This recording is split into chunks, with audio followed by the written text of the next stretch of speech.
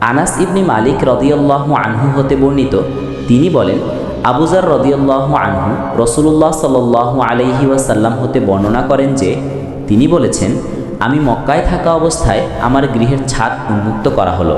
অতঃপর জিবরিল আলাইহিস সালাম অবতীর্ণ হয়ে আমার বক্ষ বিদীর্ণ করলেন আর তা জমজমের পানি দ্বারা ধৌত করলেন। অতঃপর হিকমত ও ঈমানে ভর্তি একটি সোনার পাত্র নিয়ে আসলেন এবং তা আমার বুকের মধ্যে ঢেলে দিয়ে বন্ধ করে দিলেন। অতঃপর হাত ধরে আমাকে দুনিয়ার আকাশের দিকে নিয়ে চললেন। পরে যখন দুনিয়ার আকাশে আসলাম, জিবরিল আলাইহিস সালাম আসমানের রক্ষককে বললেন, দরজা খোলো। আসমানের রক্ষক বললেন, কে আপনি? জিবরিল আলাইহিস সালাম বললেন, আমি জিবরিল। আকাশের রক্ষক বললেন, আপনার সঙ্গে কেউ রয়েছেন কি? জিবরিল বললেন, হ্যাঁ, মুহাম্মদ সাল্লাল্লাহু আলাইহি ওয়াসাল্লাম রয়েছেন। অতঃপর রক্ষক বললেন, তাকে কি ডাকা হয়েছে? জিবরিল আলাইহিস সালাম বললেন, হ্যাঁ। অতঃপর যখন আমাদের জন্য দুনিয়ার আসমানকে খুলে দেয়া হলো আর আমরা দুনিয়ার আসমানে প্রবেশ করলাম, তখন দেখি সেখানে এমন এক ব্যক্তি উপবিষ্ট রয়েছেন যার ডান পাশে অনেকগুলো মানুষের আকৃতি রয়েছে আর বাম পাশে রয়েছে অনেকগুলো মানুষের আকৃতি। যখন তিনি ডান দিকে তাকাচ্ছেন হেসে উঠছেন আর যখন বাম দিকে তাকাচ্ছেন কাঁদছেন। অতঃপর তিনি বললেন, স্বাগতম ওহে সৎনবী ও সৎ সন্তান। আমি রাসূলুল্লাহ সাল্লাল্লাহু আলাইহি ওয়াসাল্লাম জিবরিল আলাইহিস সালামকে বললাম, কে এই ব্যক্তি?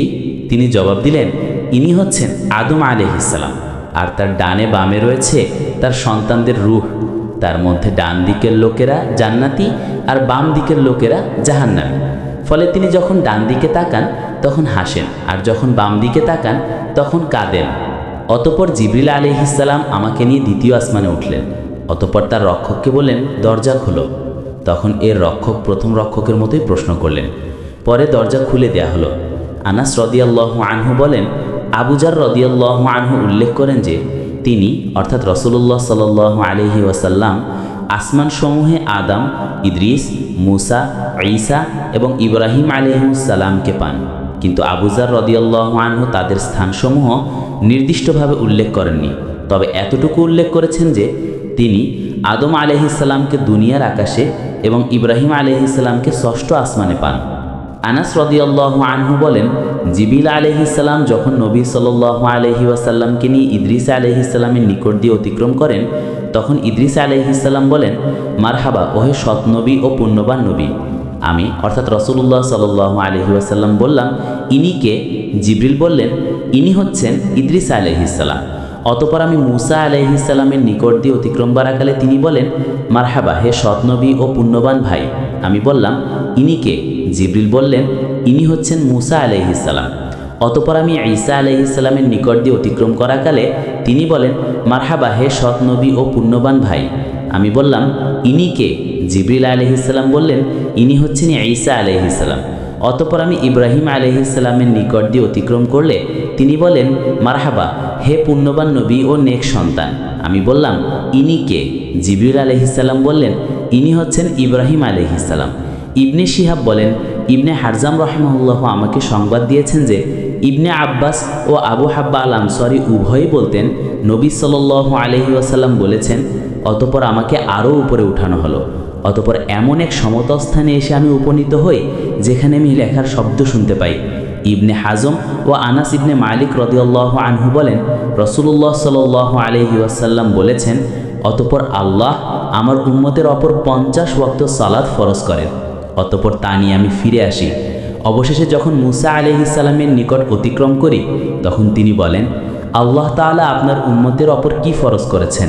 আমি বললাম, 50 ওয়াক্ত সালাত ফরজ করেছেন। তিনি বললেন, আপনি আপনার পালনকর্তার নিকট ফিরে যান, কেননা আপনার উম্মত তা পালন করতে পারবে না। আমি ফিরে গেলাম। আল্লাহ তাআলা কিছু অংশ কমিয়ে দিলেন। আমি মুসা আলাইহিস সালামের নিকট পুনরায় গেলাম আর বললাম, কিছু অংশ কমিয়ে দিয়েছেন। তিনি বললেন, আপনি পুনরায় আপনার রবের নিকট ফিরে যান, কারণ আপনার উম্মত এটিও আদায় করতে পারবে না। আমি ফিরে গেলাম, তখন আরও কিছু অংশ কমিয়ে দেয়া হলো। আবারও মুসা আলাইহিস সালামের নিকট গেলাম। এবারও তিনি বললেন, আপনি পুনরায় আপনার প্রতিপালকের নিকট যান, কারণ আপনার উম্মত এটি আদায় করতে সক্ষম হবে না। তখন আমি পুনরায় গেলাম। তখন আল্লাহ বললেন, এই পাঁচই নেকির দিক দিয়ে 50 বলে গণ্য হবে। আমার কথার কোনো রদ বদল হয় না। আমি পুনরায় মুসা আলাইহিসসালামের নিকট আসলে তিনি আমাকে আবারও বললেন, আপনার প্রতিপালকের নিকট পুনরায় যান। আমি বললাম, পুনরায় আমার প্রতিপালকের নিকট যেতে আমি লজ্জা বোধ করছি। অতঃপর জিবরিল আলাইহিসসালাম আমাকে সিদরাতুল মুনতাহা পর্যন্ত নিয়ে গেলেন, আর তখন তা বিভিন্ন রঙে আবৃত ছিল, যার তাৎপর্য আমি অবগত ছিলাম না। অতঃপর আমাকে জান্নাতে প্রবেশ করানো হলে আমি দেখতে পেলাম যে তাতে রয়েছে মুক্তমালা, আর তার মাটি হচ্ছে কস্তুরী। মহান আল্লাহ তাআলা আমাদের সবাইকে এই হাদিসের উপর আমল করার তৌফিক দান করুন। আমিন।